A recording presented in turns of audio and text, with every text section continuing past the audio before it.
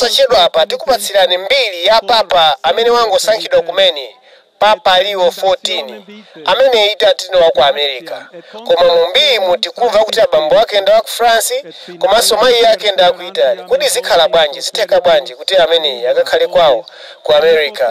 Tatiyeni tsatire mwachidwi za mbiri yake ya papa watsopano. Musaiwale panga comment, like komanso subscribe. 1955 modelo kuti pamena kusankhidwa kukhala papa ali ndi zaka 69.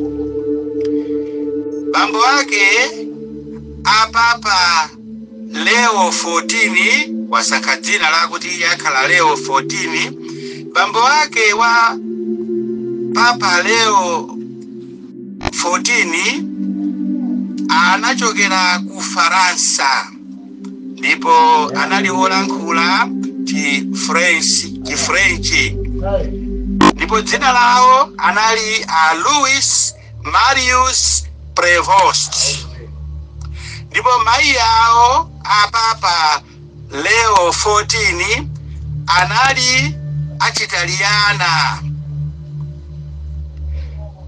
Ndipo dzina lao anali Mildred Martinet. Bambo Papa Leo 14 anali kugwira ntchito ku ame. Ndipo makamaka aja amene amagwira nyanja madzi. Ndipo anamenya nawo nkhondo yachiwiri World War II. Ndiponso anagwira ntchito ngati woyendesa skulu. Papa Leo 14 analowa chipani cha Augustinians. Ndipo anakachita maphunziro awo a seminary ya ing'ono ya Augustine mchaka cha 1973. Kumeneko anakatenga bachelor's degree in science and mathematics.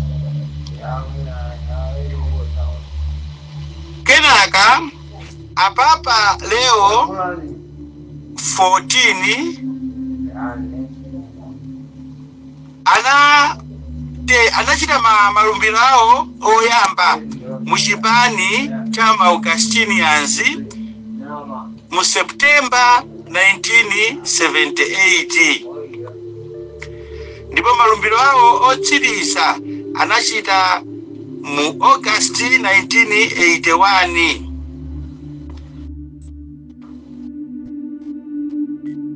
Kutsatira yapo anapanga degree yao ya master's degree ku Catholic Theological Union ku Chicago.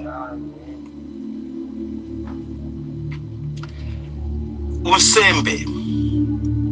Papa Leo 14 amene mamili chapitao anali Cardinal Robert Prevost anazozedwa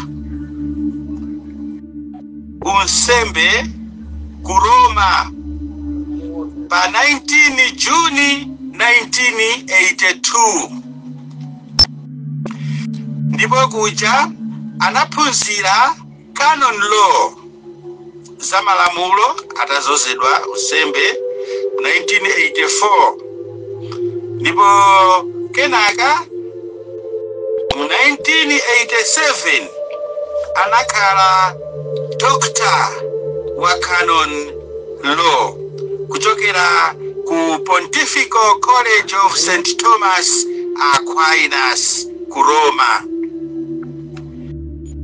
Papa Leo 14 anatumizidwa ku Peru ngati missionary mchaka cha 1985. Ndipo mchaka cha 1988 Papa Leo 14 nthawi zonse wa mchipani cha Augustinian anathandizira kuphunzitsa ku seminary amaphunzitsa canon law ku seminary ya diocese uko ku Peru. Kenaka episkopa kumene anamusankha kukhala mulangizi wake ma College of Consultors amatero. Papa Leo 14 mchaka cha 1998 anasankhidwa kukhala provincial wa ma Augustinians ku Chicago, ndipo anabwerera kuchoka ku Peru kubwerera ku United States of America. Ndipo pa 8 March 1999 anatenga udindo wake ngati provincial wa ma Augustinians. Ma Augustinians awa ndi chipani chimene chimatsatira Augustino woyera wa ku Hippo. Ndipo kupitirira yapo mu 2001 Papa Leo 14 yu amenari Robert Prevost anasankhidwa kukhala wankulu woyang'anira chipani chonse cha ma Augustinians 2001. Ndipo anakhala zaka 6 akulamulira. Kenaka atamaliza anasankhidwanso kachiwiri kukhalanso wankulu woyang'anira ma Augustinians.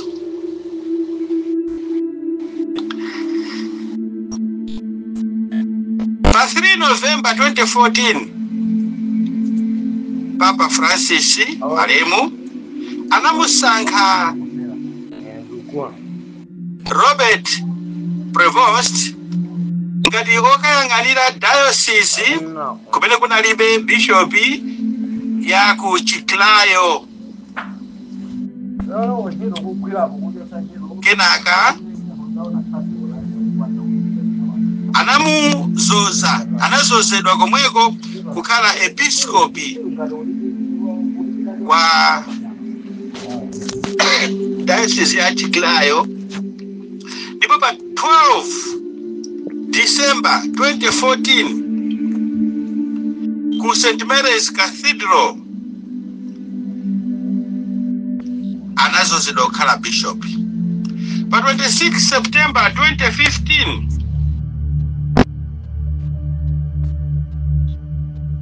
anatenga udindo wake wakhala bishop.